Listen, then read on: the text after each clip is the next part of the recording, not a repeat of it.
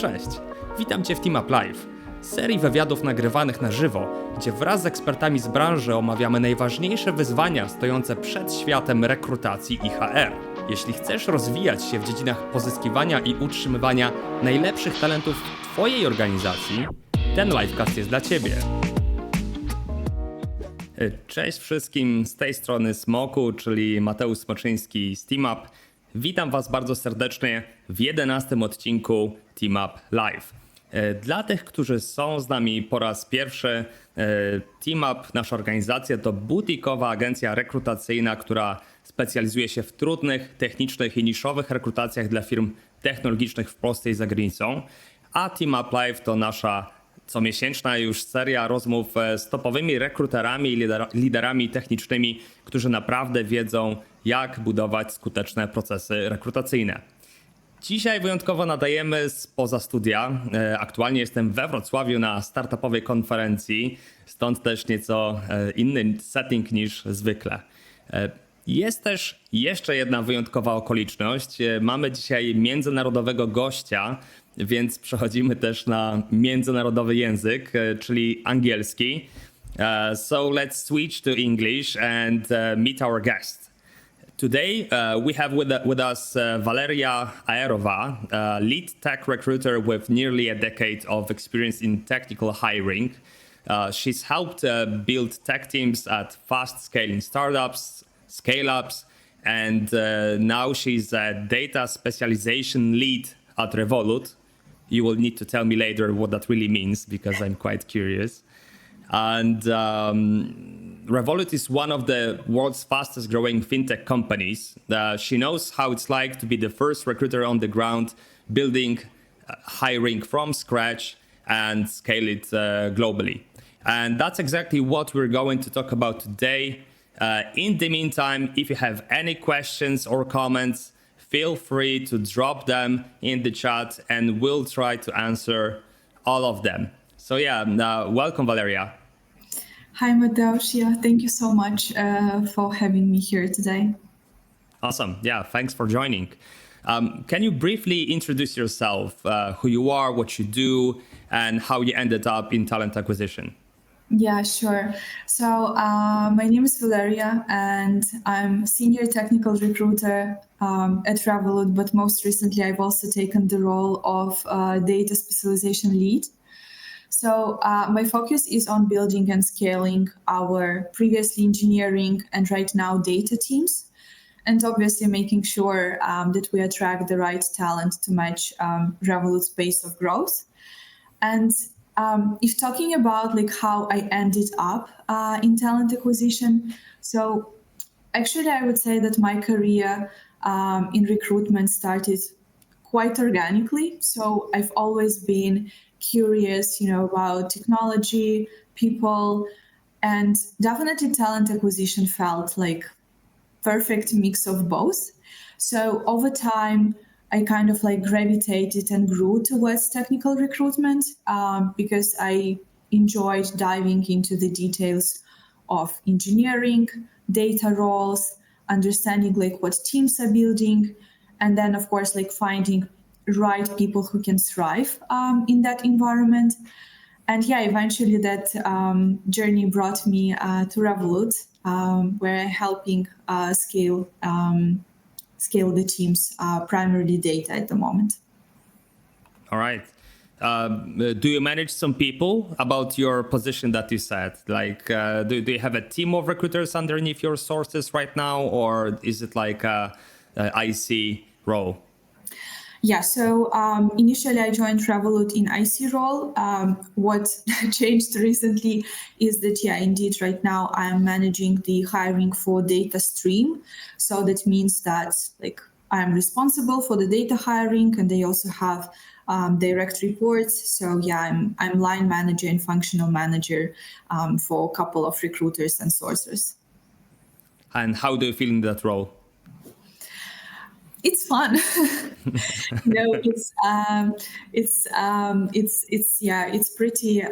It's pretty nice. Obviously, like there are more responsibilities, but on the other hand, you have more visibility you're working like with data.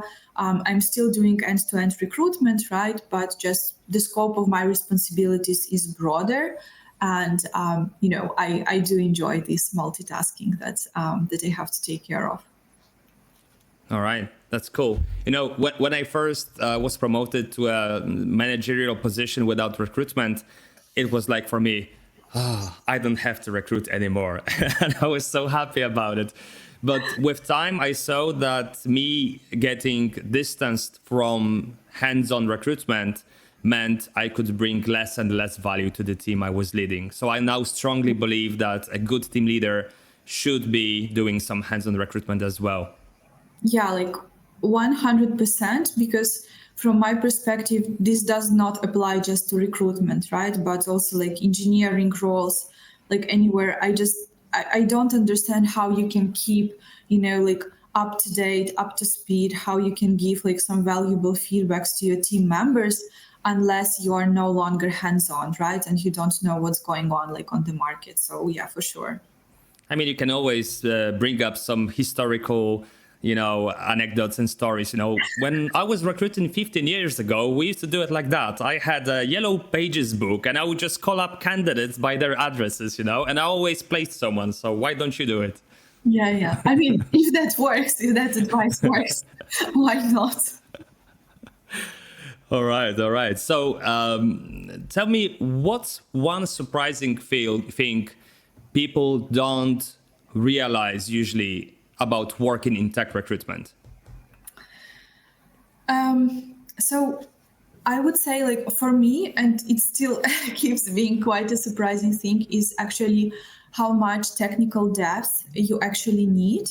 Because unfortunately, like, people outside of this environment or like candidates, they often think that recruiters are just like matching keywords on CVs. Right. So I'm pretty sure a lot of recruiters can rely that, very often like candidate would tell, oh, like, if you understand what I mean, right? But technical recruitment is different, right? So in tech recruiting, you have to understand things deeper, right? You have to be you need to have this capacity to go deeper in the conversations with the candidates, with engineers. So you have to be capable to discuss like some topics like concurrency, data pipelines, right? System design aspects. So this will all help you to have like credible conversations with engineers. And for sure, this role is always about like constant learning, right? Again, technical recruiter, like we are not software engineers, right? So that's totally all right when we don't understand something, when we don't know something, right? But we are learning. Whenever you're getting like a new role, new requirements for the role, you also would be learning like new keywords for yourself, new concepts, right? And then like through each like conversation that you're having with the candidates, you are just learning more and more, right? But yeah, I think like every technical recruiter has an ability to go deeper with the candidates, right? Rather than just evaluating and discussing like cultural fit and communication skills, for example. Yeah. I mean, as an agency recruiter, I went full circle about this topic. So when I started, I thought that knowing all the technical things is the most important thing because I felt lost when talking to developers. And that was in 2008. So, different times. But with time, I thought like it's not really that important. You can just, use some buzzwords and whatever. You just ask them. They know better if they know it or they don't. So it's not as important. It's more important to practice your persuasion skills, whether you can convince passive candidates to join the process. For me, that was something I focused on as a recruiter. But the more and more product companies we recruited for, the more, again, I understood that really knowing what does the product do and what they need to succeed in the market is crucial to the success of a recruiter that recruits for the company. Yeah, I mean, I think this is also like so important, to be able to go deeper and not just, to throw like buzzwords, but really trying to understand. At least so that candidates can't trick you, right? Because candidates also can be just throwing buzzwords, just going extremely deep into details. So what I find always helpful and what I always tell also like my team or like more junior recruiters who are joining, I always say that it's totally fine to, just let the candidate know that you have not understood something or ask to explain in simpler words, right? So this is like completely fine. All right. So let's go into our main segment because we promised the audience that we'll talk about how to recruit when everything is on fire and you have zero processes, because you've done some exciting stuff for startups in the past, right? Yeah, that's correct. So I was part of the RPO setup, right? So outsourcing agency. So yeah, I had experience with a couple of startups, including like scaling up and building one stealth startup from scratch. That's cool. So tell me, let's say you walk into a startup with zero processes, no tools, 5 urgent roles, no ATS. I know that Big Griffin is listening. No content. So what's your day one plan?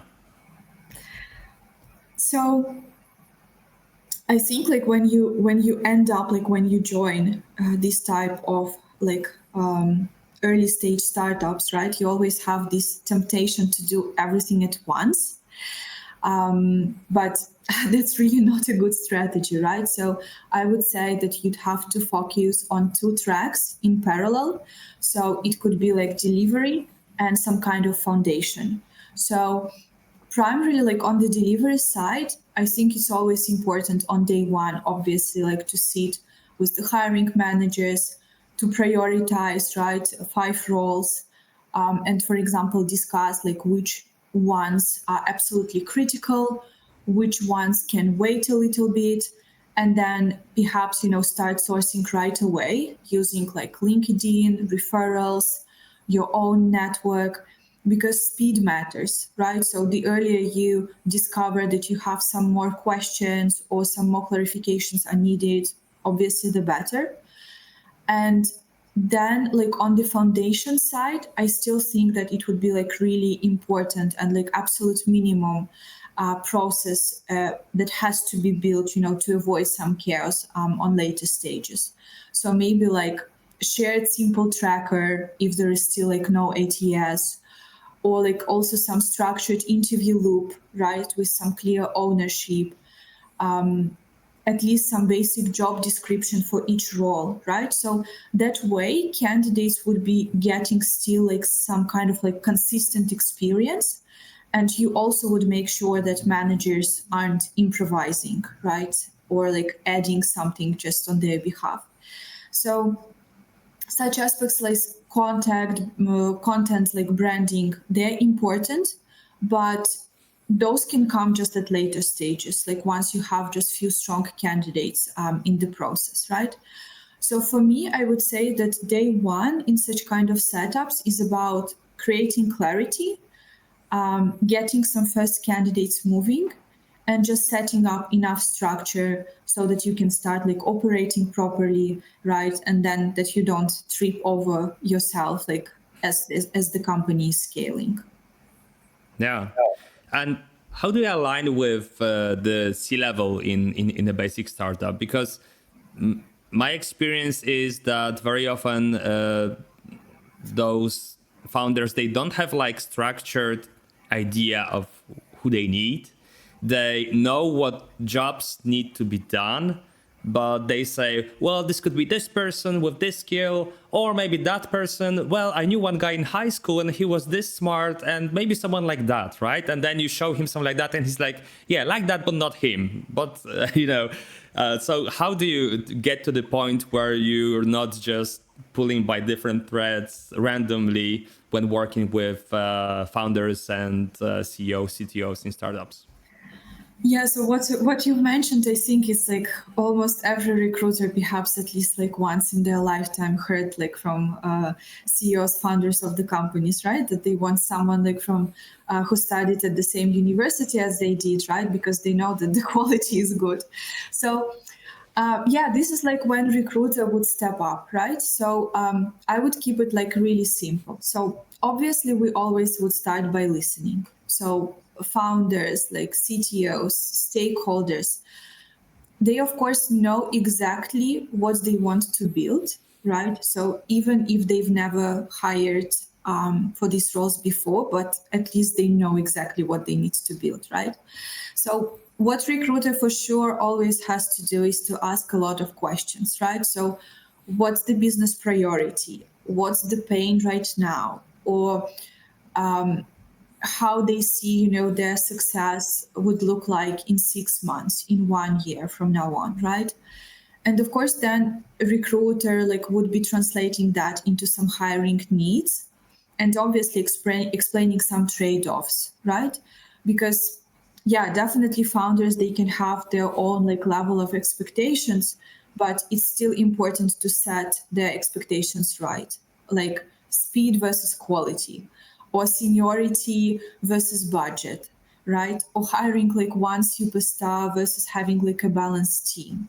So the key at this stage is always like to make it a partnership instead of a service, right? So my goal as a recruiter is not just like filling seats, but I want, and my goal is to help to build the company, right? And I think that once hiring managers, stakeholders, once they see that structure, that it actually saves them time and gives like better results. So this is, I believe, where alignment would come naturally between you as recruiter and between your stakeholders, like founders, CTO of the startup. Yeah.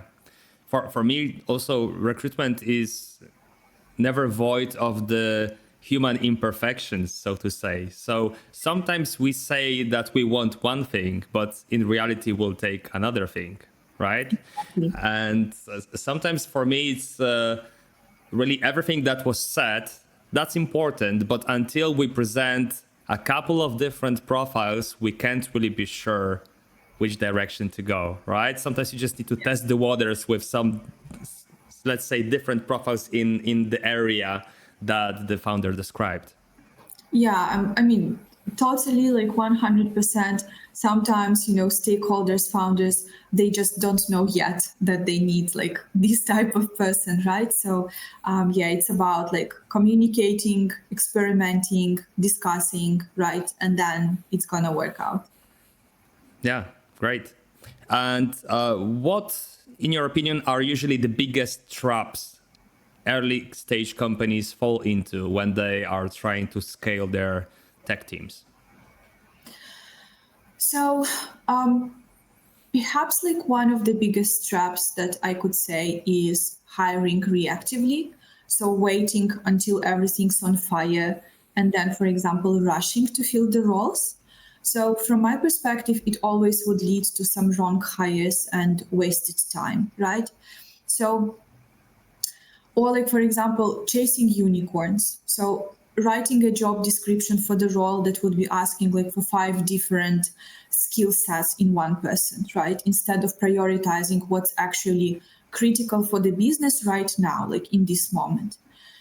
And also, of course, maybe like ignoring the process because we are too small. You know what I mean? That sometimes startups would think that, okay, like we are too small. Why do we have to build actually like some kind of process, or why do we have to invest into the ATS, for example, right? They're gonna feel the right candidate, right, in the bones. Yeah.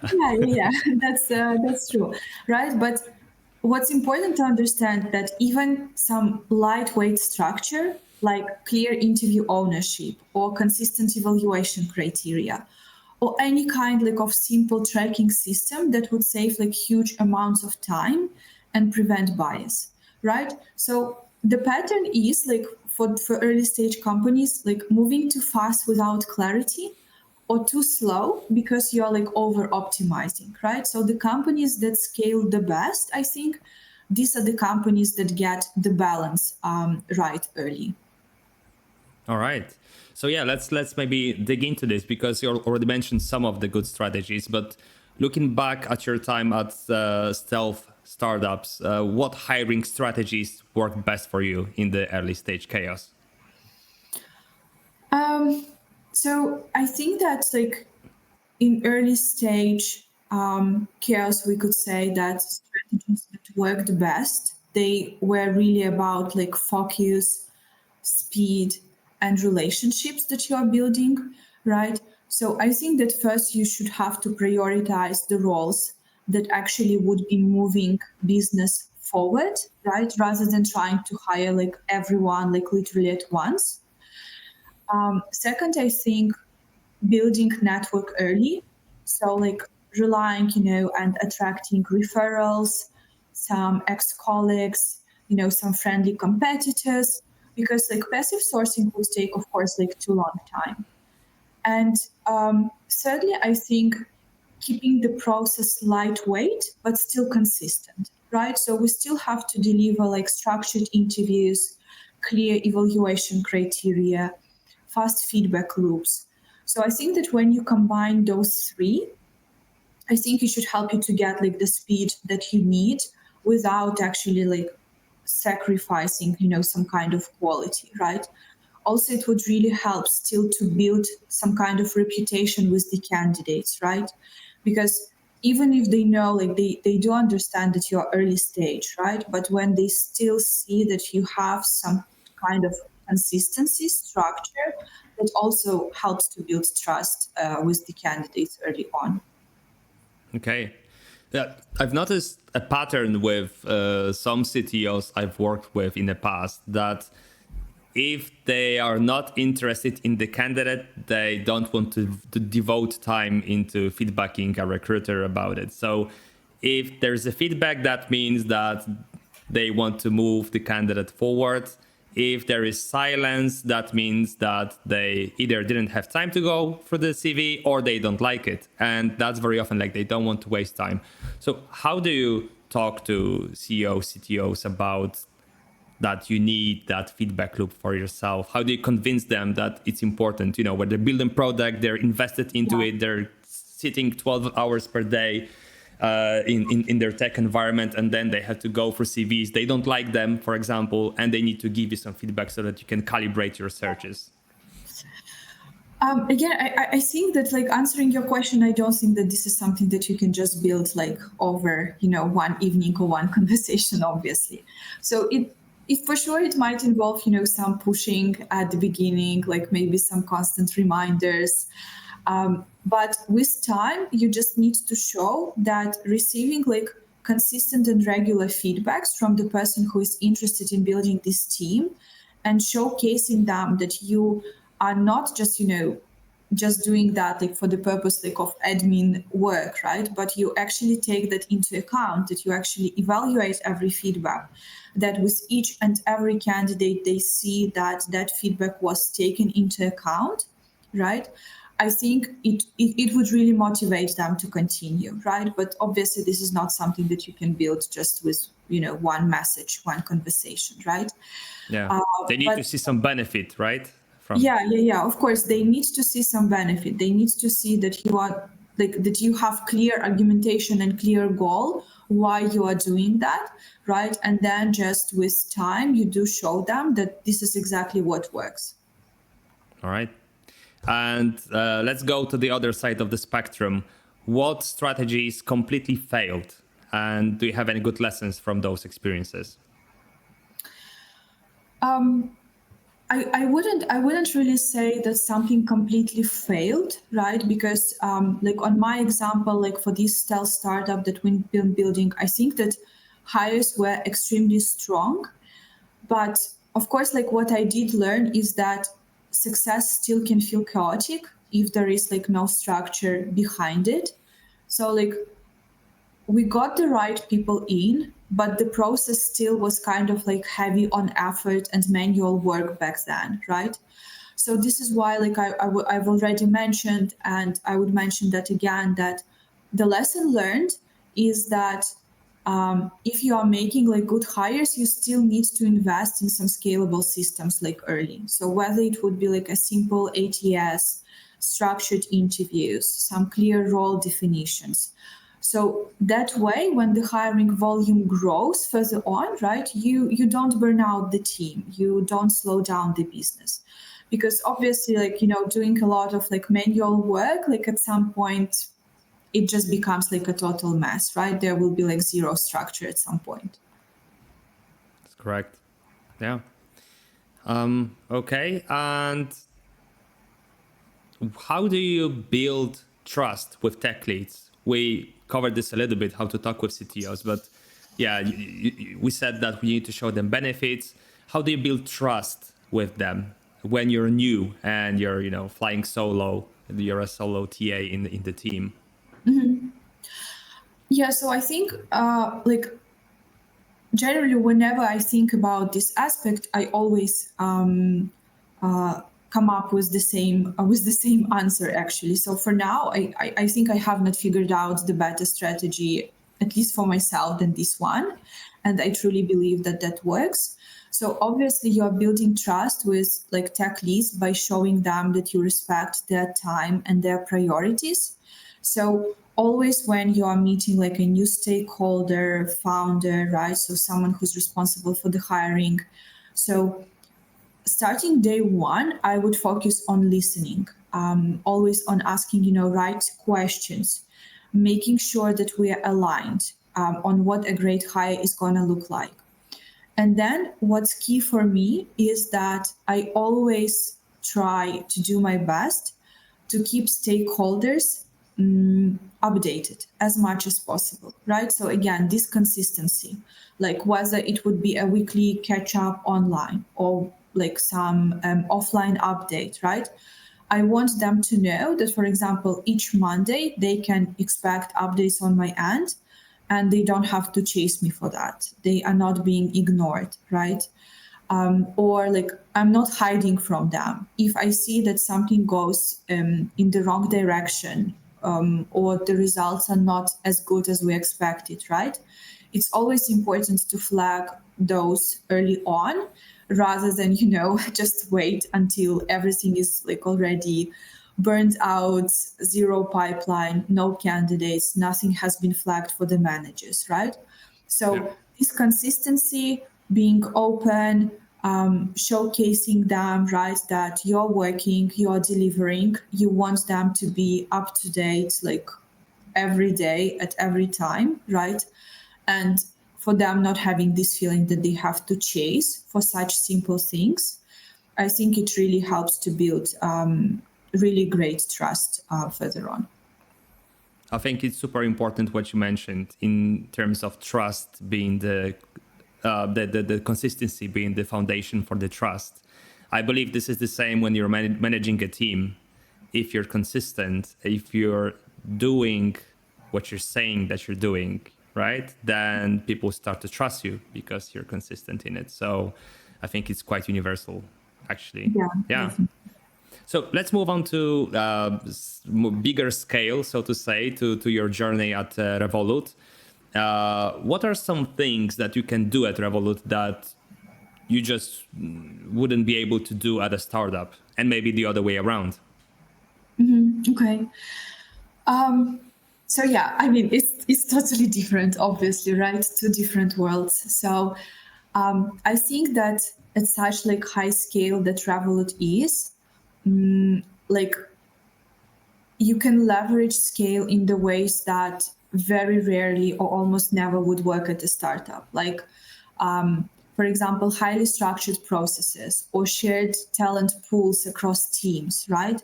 Because in big companies, you rarely are building like very dedicated pipeline for the specific role, right? So in a lot of cases, there would be like a shared talent pool that's being later, like shared unified recruitment process and later, like forwarding the team allocation.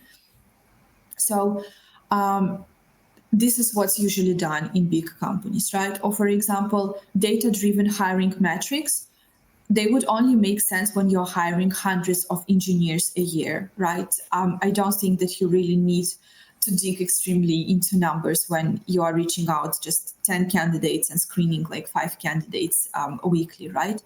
So at a startup, that kind of structure, it would just simply slow you down. And on the flip side, what I liked and what I still really like and enjoy about, working in startups is that you can move fast and you have a lot of room for experimentation. So you can change, for example, like interview loops just overnight, or you can pitch directly to candidates in a very personal way, right? So I find like personalization extremely great, but unfortunately, like the sad part of big companies is that this is something that you rarely can afford. Again, it could be for extremely niche role, but in most of the cases, right, it's extremely challenging to be personalized, like when you are reaching like 300 candidates per week, for example, right?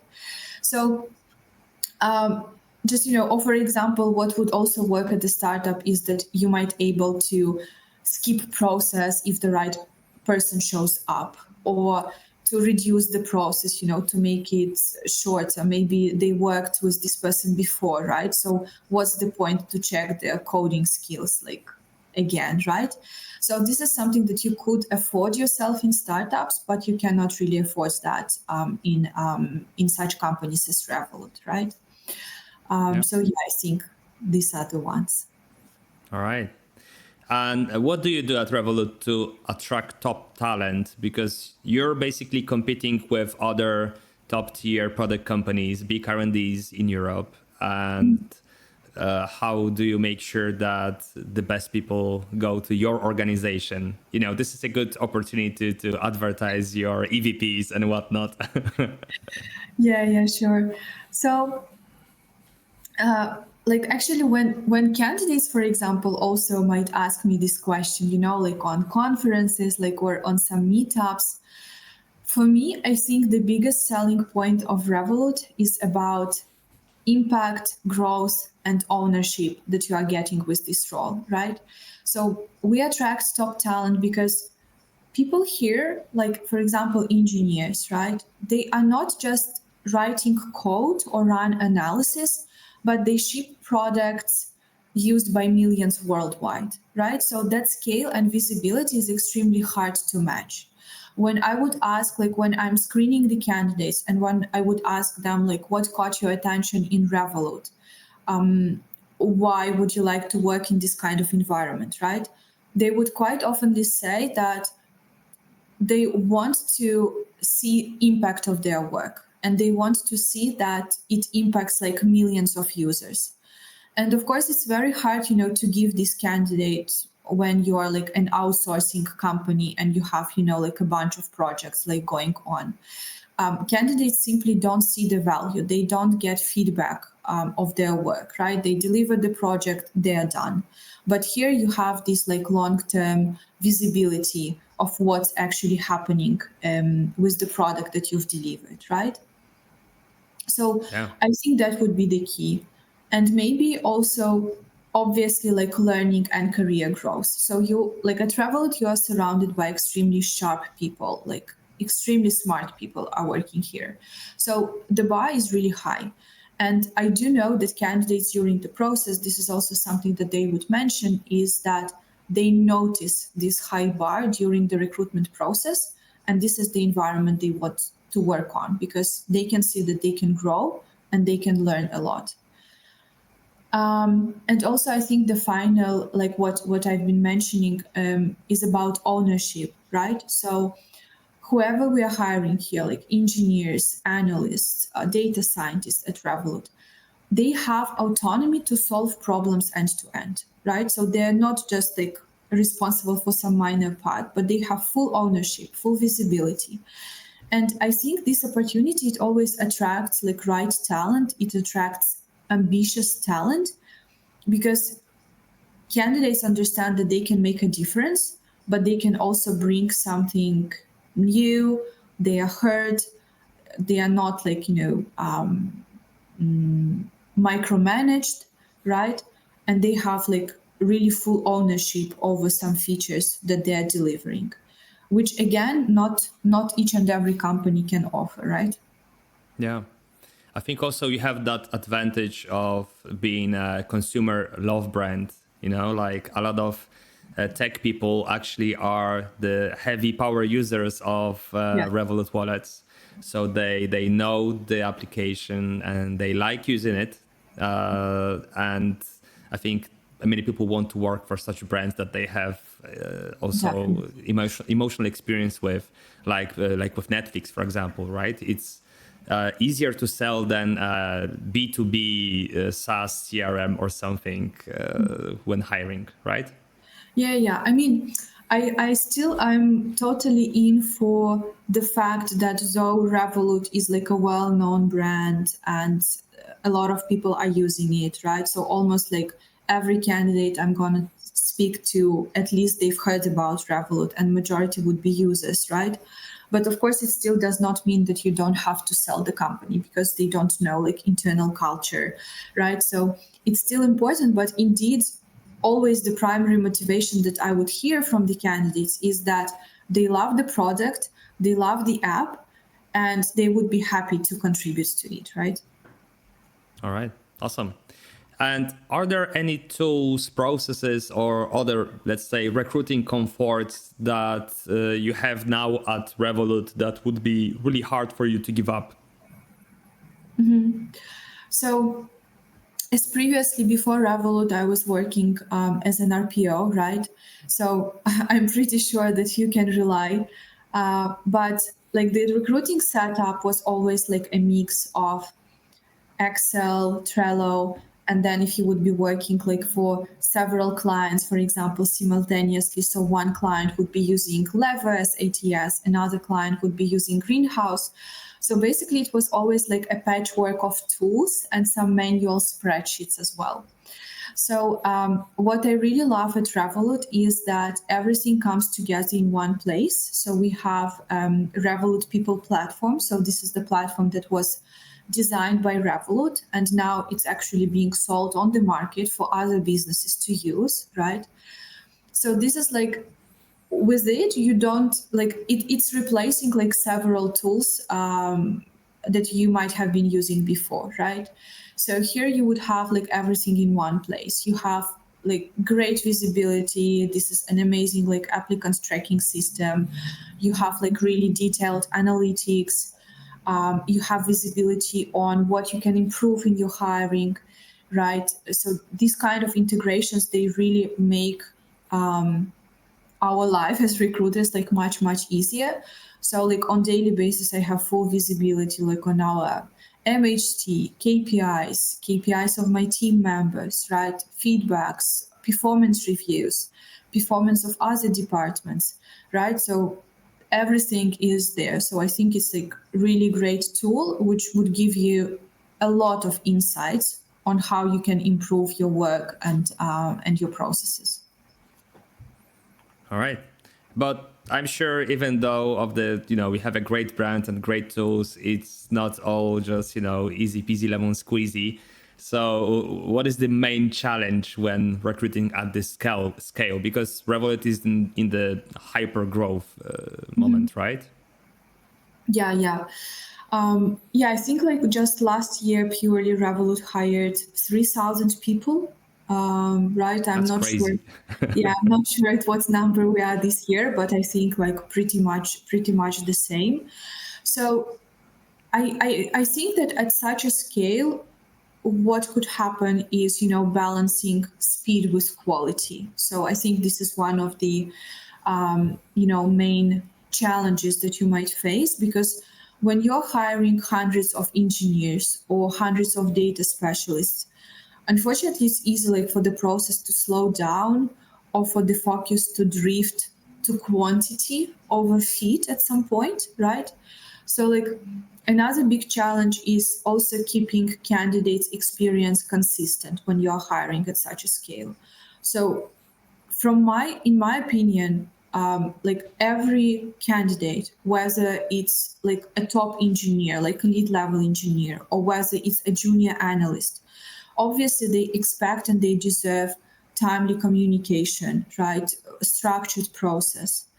So yeah, I think unfortunately this is something that might be suffering, when you're hiring at such like high scale. And of course, finally, like managing cross-team alignment is also key, right? Because again, when you have hundreds of hiring managers, hundreds of roles, and you still need to make sure that hiring managers, tech leads, and recruiters, that everyone is like on the same page, right? So that everyone's time is used efficiently, right? People are getting hired. So it's quite challenging to manage, but I think we're doing pretty well with that. Yeah, definitely. And your talent acquisition team is crazy big, right? Isn't like 200 plus or something? Yeah, I don't know the exact number, but I think it's like around 180. Yeah, like around 200 recruitment specialists. Yeah. That's a big team. Definitely, definitely. I mean, obviously, like we're spread into streams, right? Like data, engineering, product, right? But yeah, it's. I think again, I've heard about like very few companies that would have like such big recruitment setups. That's correct. All right. So if you have any questions to Valeria about Revolut or her startup adventures, maybe you've been in similar positions and you want to ask her something, feel free to write something in the chat and we'll move on to another segment, talking a little bit more about the toolbox of a modern recruiter, so to say. So Valeria, what is your favorite non-AI tool in your recruiting tech stack right now? Non-AI. So I think it could be, this is like in the context of Revolut, right? So of my current preferences. So I think it would be Confluence. I've never been using Confluence actually before coming to Revolut. And like, it's not flashy, but it's incredibly like powerful source, like a single source of truth for the company, right? So for all of the hiring processes, like interview guides, templates that we're using, right? So everything is kept live over there. So I think Confluence really helps to make sure that everyone is aligned. It would reduce confusion, right? So like in a world which is like right now obsessed with AI kind of like tools, so some kind of like good documentation is still the real productivity boost. So like I remember when I just came to Revolut, there was like obviously loads of information, really like a lot of things that you have to learn to catch up with. And you would literally find answer to each question in Confluence. So right now, like whenever I'm thinking like, okay, I don't know something, so let me go and ask this person. So right now, always before I go and waste someone's time, I actually go to Confluence and just with a couple of keywords, I'm pretty sure like in 99% of the cases, I can find like all the needed info over there. So I think this is like really amazing tool for big companies, but also like for small startups, it also would work pretty well for the recruitment, for hiring flows, for future hires, for future team members who are joining, right, during the onboarding processes. So yeah, I think it's really great. All right. That's kind of surprising because most people, don't love these documentation applications, especially the older ones like Confluence. There is a notion for that, and I do believe that single source of truth is extremely important, especially in the age of AI. Like, what good is AI if you don't have the material to feed it with, right? You need to give it the information, and if you have it all documented in either Confluence or Notion or whatever someone is using, that makes AI much more efficient. Yeah, agreed. All right. And what is the one thing, in your opinion, that most recruiters do wrong?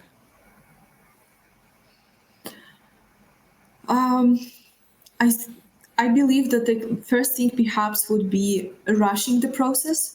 So I think it's one of the biggest mistakes that I see in recruiting right now, when speed becomes main priority, right? So recruiters may push candidates through interviews, before actually and truly understanding their skills, motivations, or like fit for the team, right? So unfortunately, what I see is that it really often results in mismatched hires, in frustrated interviews, candidates who drop out because their experience feels kind of like rushed and impersonal.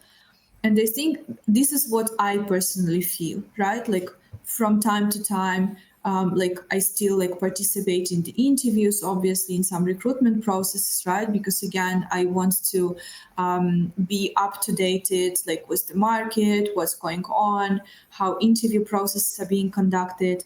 And what really always pushes me back is that when recruiter is trying to push me to complete the process within 3 days, and not actually allowing me to learn anything about the company, or not really understanding my motivation for the change, right? So for sure that feels like extremely impersonated for me, so it does push me back, and I would never participate in this kind of process.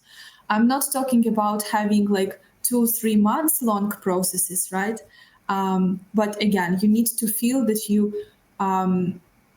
like that this process is dedicated for you, for your interests, for your skill set, and also that it allows you to have time to fully showcase what you can give them, right?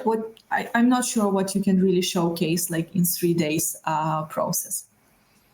I agree. I also think that recruitment is not a race, right? It's not just about the speed. I do believe that recruitment should be the quickest possible in time that allows you to make a proper assessment for both sides of the process. Should be longer than necessary, but like speed of time to hire shouldn't be the main metric that we look at, right? Yeah. All right. We have a question here from Mick, the one and only. Hi, Mick. During your time in startups or at Revolut, do you discuss also the qualification of a successful hire? Do talent teams loop back with managers, for example, 3 months after a hire or 6 months, etc.? How do you define a successful hire? I think that's a really great question. And again, I think this is for sure something that has to be done. Unfortunately, it's a bit hard to introduce that in, like fully introduce and have like really exact structure in bigger companies. Unfortunately, this is not something that we consistently do at Revolut. So there is no like specific structure for that.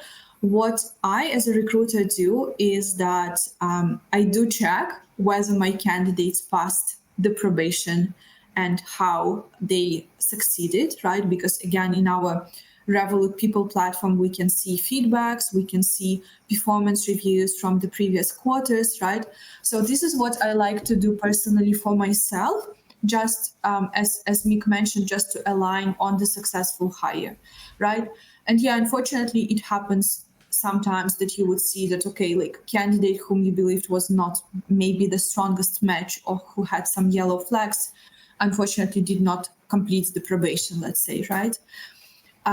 In startups, I think as you have like much smaller team environment, right? So always keeping consistency, looking at who succeeded during their probation in their like next 6 months.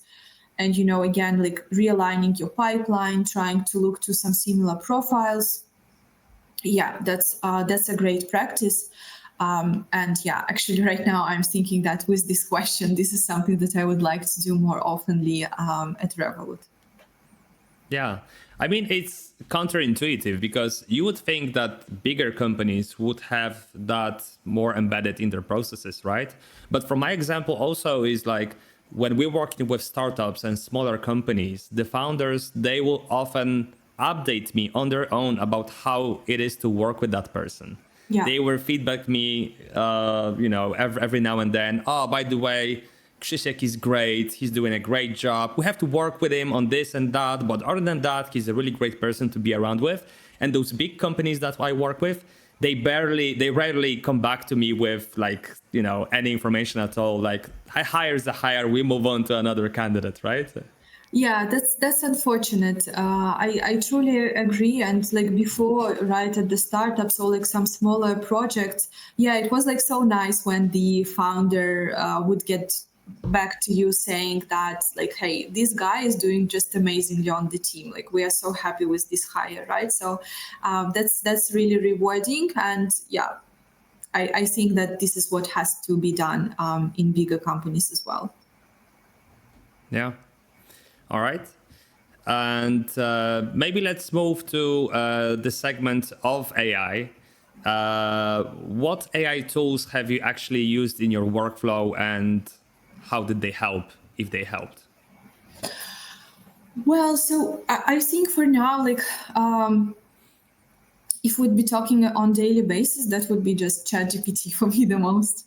So it simply helps me like really to automate some repetitive stuff, like maybe, writing job descriptions or summarizing candidate feedback, or turning some like raw interview notes into some cleaner notes. So obviously it's not replacing my work, but just with ChatGPT, like some amount of admin work, it was like really reduced heavily. So it's removing this admin layer, right? So I can spend more time actually like speaking with the candidates rather than, going through like millions of informations, like writing emails, right, and so on. So this tool, I think, for each recruiter is extremely helpful, right, on in day-to-day admin work, especially. Yeah.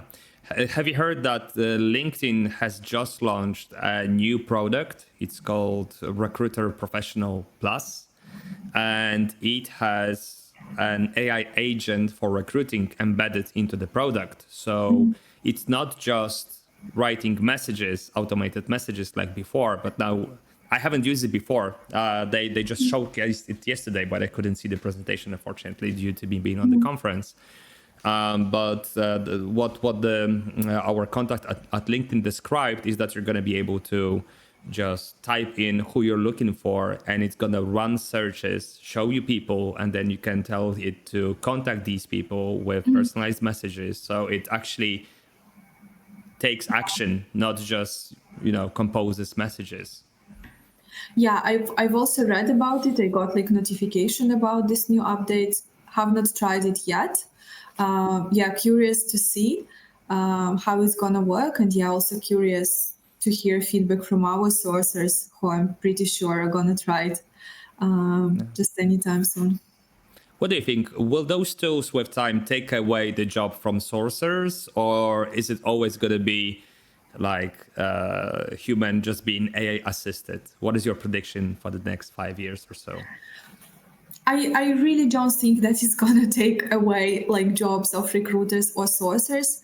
I think AI is amazing, but AI is amazing to simplifying our work, but not replacing our work, because still there are so many aspects that AI would never be able to check than humans can do. So I don't see this coming. I'm really happy to see all of those, updates that could be like really useful to simplify our work. Because right now, like with AI, I can afford to write, individual feedback for each and every candidate, which I could not allow myself previously, right? Like you simply cannot write like thousands of personalized emails monthly, right? So it's just for simplifying our work, but not replacing our work. Yeah.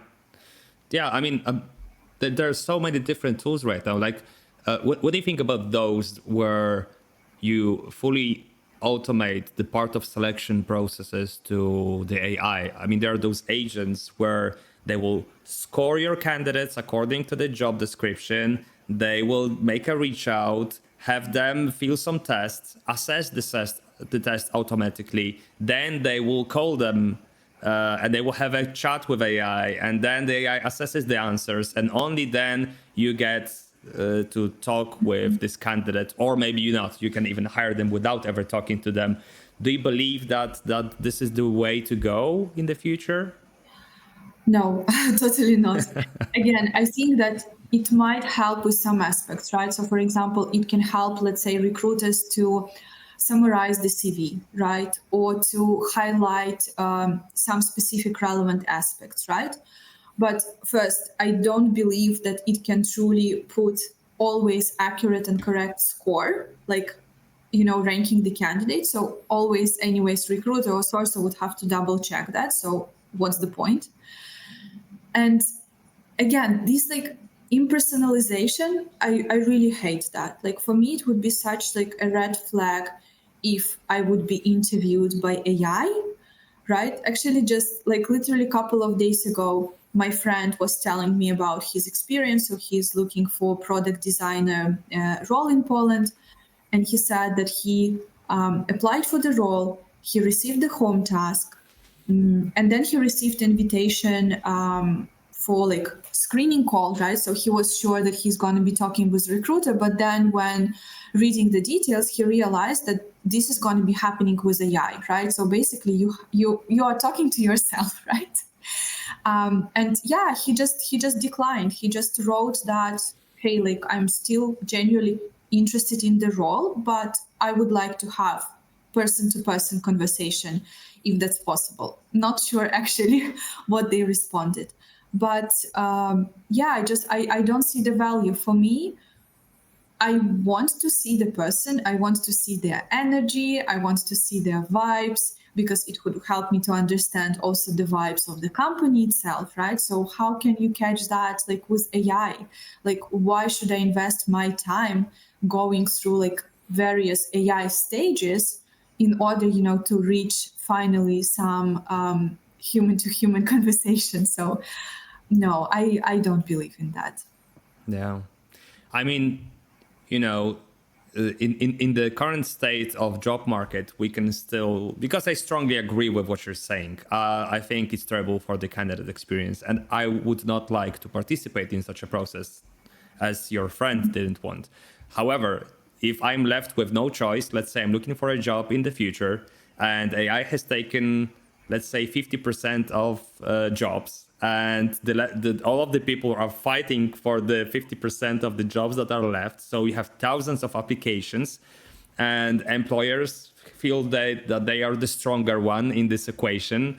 And they say, okay, so why waste resources on recruiters talking to them? We'll just force them. If you don't want to do it, there are another 1,000 people that will want to do it. And also, I remember that in the golden times of IT, many technical people, they hated talking to recruiters. They said, why not skip the recruiter part? Why not just, do some tests and something? So maybe actually some tech people would prefer just talking to AI rather than talking to a recruiter they don't like. I don't know.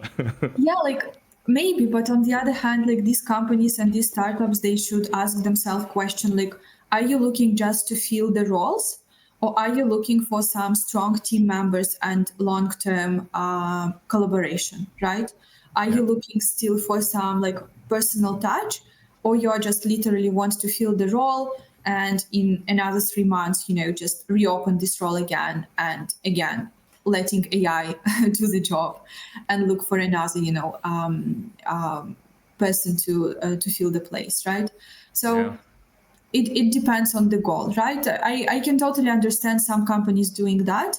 I don't think that this is like long-term strategy for building like really strong team, at least for now. I don't see that, right? But yeah, I can understand what stands behind doing that. Yeah. Oh, we have a question from Radek. This question is regarding a very hot topic right now. That in tech recruitment, he's had many fake candidates. And do you have some kind of a solution at Revolut to prevent processing fake CVs?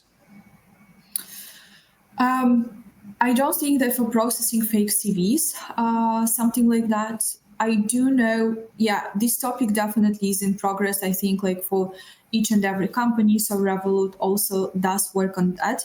Personally, I have not faced fake candidates, like AI candidates on the calls with me, but I've heard from engineering that they did have such a couple of cases.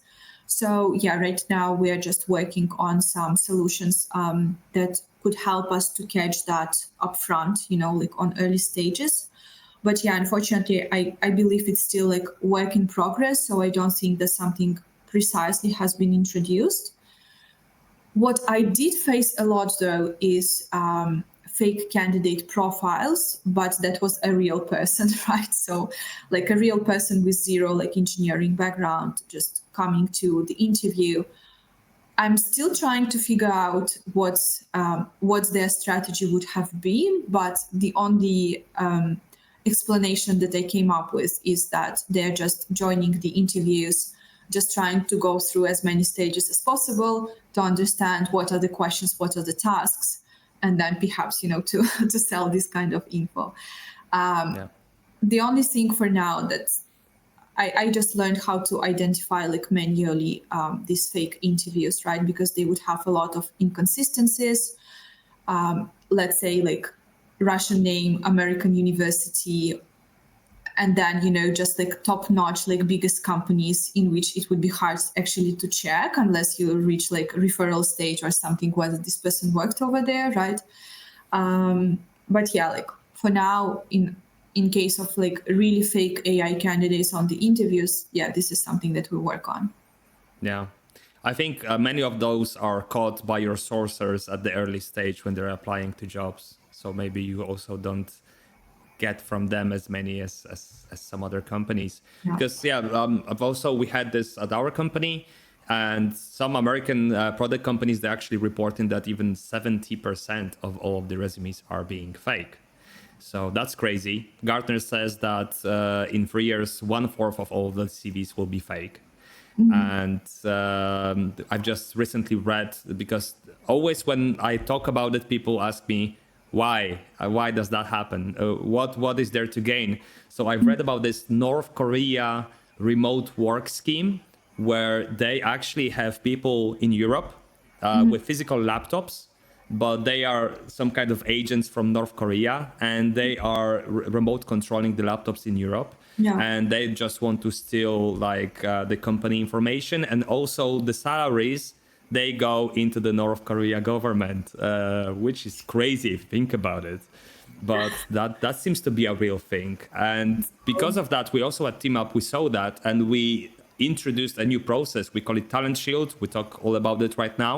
It's our internal 4-step verification process for all submitted candidates that aims at protecting our clients from wasting time on interviewing fake candidates. And we also ensure that it comes with a great candidate experience. So we basically look for those yellow and red flags. And if we notice some of them, we go one step further and we up the verification until we are sure that, okay, this candidate is all right.